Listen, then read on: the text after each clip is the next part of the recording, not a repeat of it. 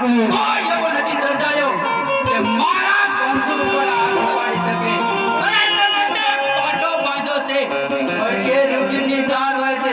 પટેલો કે પહેલા પૂછી દો કે આ બલરામનો દુશ્મન કોણ છે અને આ મારનારો એવો તે કોણ છે.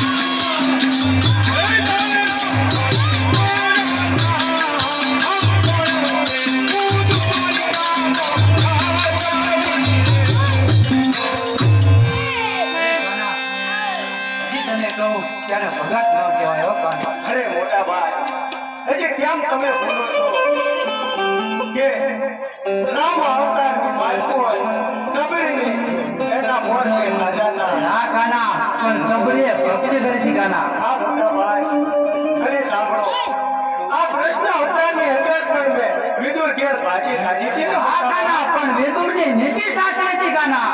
મોટા ભાઈ, જાણું છું એ જ રીતે આ ભક્ત હસબન્ડની ભક્તિ સાચી છે મોટા ભાઈ, એટલા માટે મારે જવું પડ્યું. આ માર માર્યા એમાં હું ભક્તિ નથી માનતો કાના.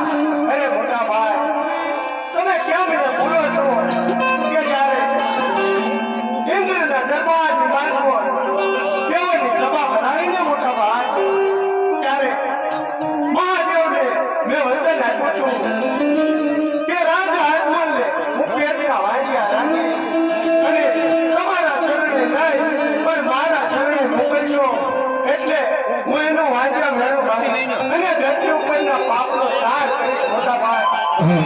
અને મોટા ભાઈ, તમને તો ખબર છે ને કે જ્યારે જ્યારે ધરતી ઉપર અધર્મ વધે છે, ધર્મનો નાશ થાય છે ને મોટા ભાઈ, ત્યારે ત્યારે હું અવતાર ધારણ કરું છું મોટા ભાઈ.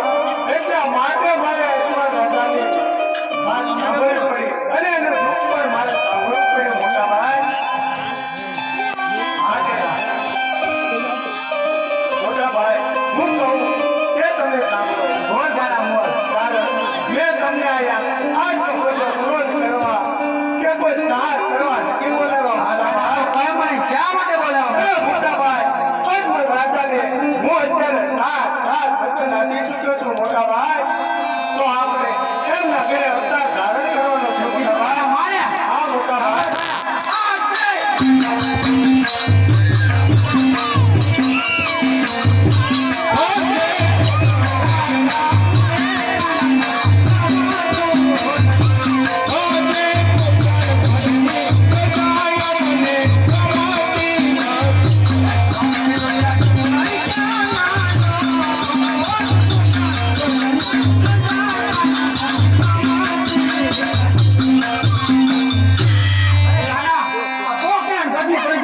મને બિલકુલ નથી ગમતી કાના.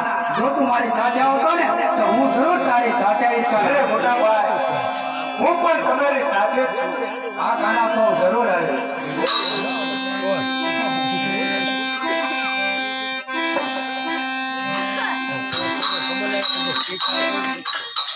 રાગે પરાજ્યો